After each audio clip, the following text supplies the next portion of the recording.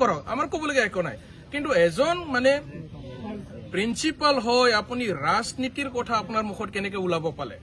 আপুনিতো এজন চাকৰিয়াল ব্যক্তি হয় আপোনাৰ মুখৰ পৰা তেনেকা কথা ক'ব নাচাজে আৰু শিক্ষাক লৈ পেলাই আপুনি ৰাজনীতি কৰিব নালাগে ইমান ভুৱা কথা ৰাইজক কিয় ক'ব লাগে 16টা কলেজ আজিলৈকে এটাও মানে ফাইল মানে গুৱাহাটী প্ৰচেছ হোৱা নাই ইভেন মানে বিটিসি কাউন্সিলৰ পৰা চৰকাৰৰ পৰা শিক্ষা বিভাগৰ পৰা এই ফাইলসমূহ মানে প্ৰচেছ কৰিব লাগে বুলি আমাৰ ডাইৰেক্টৰ অফ এডুকেশ্যন আসাম তাতে কোনো ধৰণৰ মানে প্ৰপ'জেল যোৱা নাই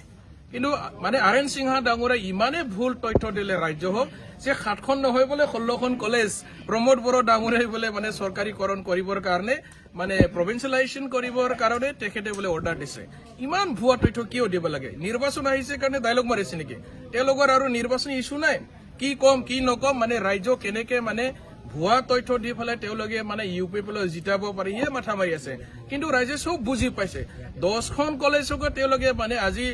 তাৰিখত লাগে তেওঁলোকে একো কৰিব নোৱাৰলে 10টা কলেজটো তেওঁলোকে জাষ্ট মানে এছঅপিডি ডিপাৰ্টমেণ্টৰ পৰা তেওঁলোকে ওৱান টাইম ফাইনেন্সিয়েল এছিষ্টেণ্ট হে দিছিলে মানে সেইটো চেলাৰী নহয় যদি চেলাৰী হ'ব লাগে তেওঁলোকে এডুকেশ্যন ডিপাৰ্টমেণ্টৰ পৰা আমাৰ 10খন কলেজৰ শিক্ষক বিলাকক তেওঁলোকে মানে চেলাৰী দিব লাগিছিলে কিন্তু আজি নিয়মত নপৰে কাৰণে তেওঁলোকে এছঅপিডি ডিপাৰ্টমেণ্টৰ পৰা ওৱান টাইম ফাইনেন্সিয়েল এছিষ্টেণ্ট দিব লগা বাধ্য হৈছিল আৰু এখন কলেজ যোৱা 10টা কলেজখনো আজি তাৰিখত লাগে চৰকাৰীকৰণ কৰিবৰ কাৰণে যিখিনি মানে প্ৰচেছ কৰিব লাগে এই প্ৰচেছ কিন্তু আজি তাৰিখলৈকে হোৱা নাই আমি ডাইৰেক্টৰ অফ এডুকেশ্যন আমাৰ গুৱাহাটী কাহিলী পাৰাত আমি খবৰ লৈছো কোনো ধৰণৰ তেনেকা মানে ফাইল প্ৰচেছ হোৱা নাই সো ইয়াৰ কাৰণে আৰএন সিংহা ডাঙৰীয়া আপুনি এজন মানে শিক্ষক হৈ পেলে এনেকা ৰাজনৈতিক কথাবিলাক আপুনি ক'ব নাচাজে আপুনি যদি শিক্ষকতা কৰিব বিচাৰিছে আপুনি ভালকে কৰক কিন্তু ৰাজনীতিৰ দিনে ৰাতি আপুনি মাথা মাৰিব নালাগে ইউপিপিএলৰ ডালাৰ নিচিনা আপুনি কাম কৰাৰ পৰা আপুনি বিৰোধী থাকক আপোনাক আমি সকীয়াই দিছো আপুনি তেনেকা আপোনাৰ মুখৰ পৰা তেনেকা মানে সংবাদ মেল পাতি 16খন কলেজ আমি মানে চৰকাৰীকৰণ কৰিলো বুলি এনেকা কথা কোৱাৰ পৰা আপুনি বিৰোধী থাকক আপোনাক আমি সকীয়াই দিছো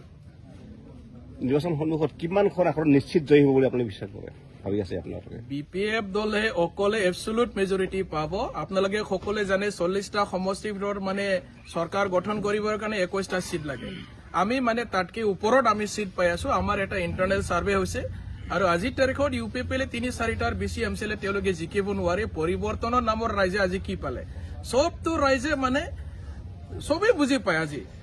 আজি মানে গাঁৱত থকা ৰাইজ যিবিলাক দিন হাজিৰা কৰা ব্যক্তি আমাৰ শিক্ষক সমাজ আমাৰ ইন্টেলেকচুৱেল মানুহসমূহ